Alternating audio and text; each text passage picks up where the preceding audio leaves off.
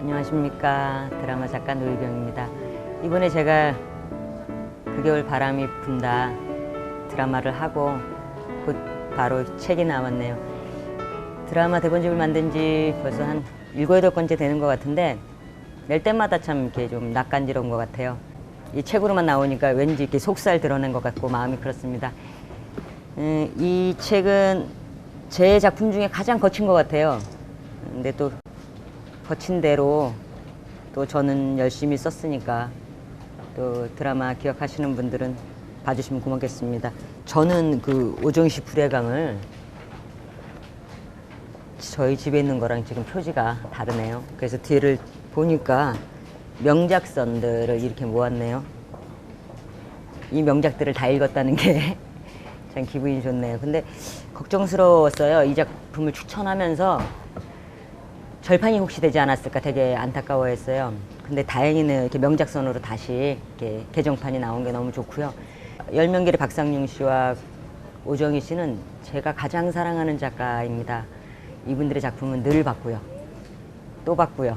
열심히 봤습니다. 근데 아마 제가 드라마 작가 이전에 소설 쓰기를 염원했었는데 오정희 씨의 영향이 가장 컸습니다. 아직도 저는 저희 나라에서 오정희 씨만한 작가를 죄송한 말씀이지만 본 적이 없습니다. 그리고 이분처럼 면도칼 같이 사람 마음을 이렇게 애이는 작가도 만난 적이 없습니다. 안타까운 건 계속 해마다 시시때때로 제가 이분의 신작을 보고 싶어 하지만 신작이 안 나온다는 거예요. 박상용 씨 역시 마찬가지고 저를 위해서 단편이라도 써주시면 어떨까 싶습니다. 저는 그 쌍배 그림을 보면 기분이 너무 좋습니다. 쌍배 그림과 글을 보면서 그런 생각이 들었어요. 아, 작가의 가장 큰 덕목 중에 순수가 빠지면 안 되겠다. 정말 순수해요. 작가가 순수해야만 사람들이 그 작품에 물이 들 수 있겠다.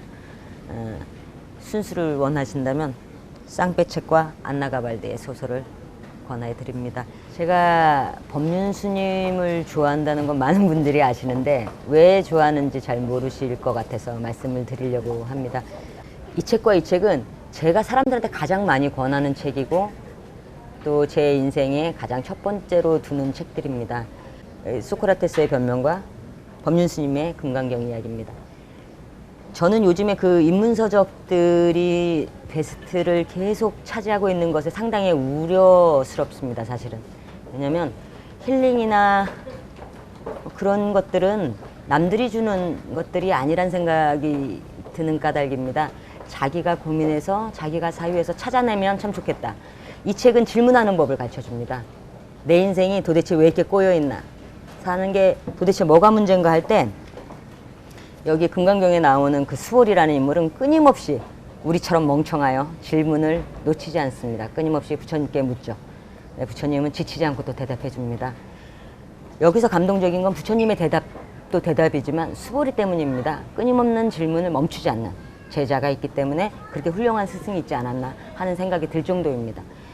소크라테스의 변명은 역시 왜라는 질문을 끊임없이 합니다.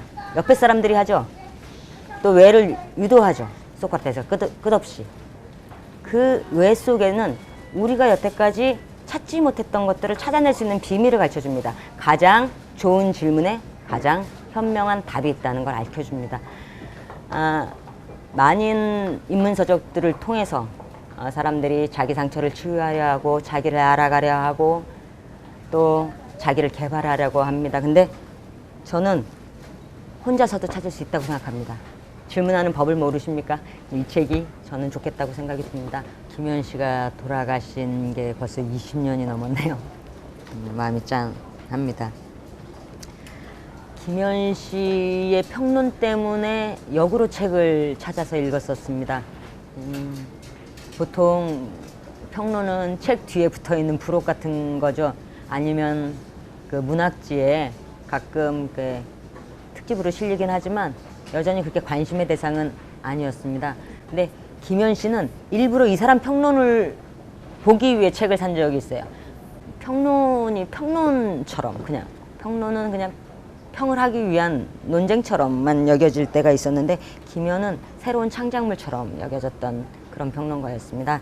다양한 장르, 그러니까 시나 소설이나 시집이나 또 문학이 아닌 이렇게 예술 전반이 인생에 좀 녹아날 수 있었으면 좋겠습니다. 저는 사람들이 그 이상주의자와 현실주의자를 구분짓는 게 정말 마음에 안 듭니다.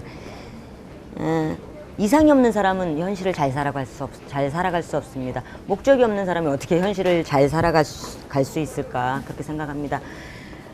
법륜 스님이 이상주의자시죠. 이 통일에 관한 얘기도 정말 그렇게 느껴지는 책이었습니다. 근데 그렇지 않습니다. 이 이상이 아주 구체화될 때, 이상이 아주 구체화되고 이상이 아주 명확해질 때는 그건 현실 이상의 가치를 갖습니다. 저는 많은 젊은이들이 지금 당장에 급급해 있는 것 때문에 지금이 안 풀린다고 생각이 들어요.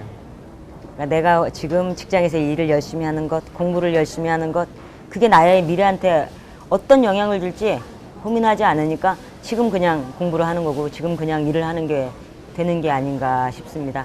100년 후의 세상을 내다보고 쓰여진 이 책은요, 통일이 정말 울컥하게 다가옵니다. 정말 통일이 돼야 되겠네? 통일이 되면 정말 세상이 아름다워지겠네? 아름다워질 수 있겠네? 누군가는 굶어 죽는 사람들이 굶어 죽지 않는, 이 땅에 직장이 없는 사람이 직장을 가질 수 있는 그런 세상이 올 수도 있겠네, 이런 생각을 들게 합니다. 통일만이 이 나라가 살 길이다. 저는 그렇게 믿습니다. 통일이 됐으면 좋겠습니다. 책은요, 읽고 끝나는 게 아닙니다. 이렇게 반드시 기록해 두시고요. 그 다음에 반드시 이야기하시고요. 주변 사람들과 권해주시고요. 그랬으면 좋겠습니다. 저도 오늘 이 시간이 좀 이렇게 답답할 줄 알았는데, 그리고 인터뷰하는 게 어색할 줄 알았는데, 지나간 추억을 만나서 참 좋았습니다. 예, 반갑습니다.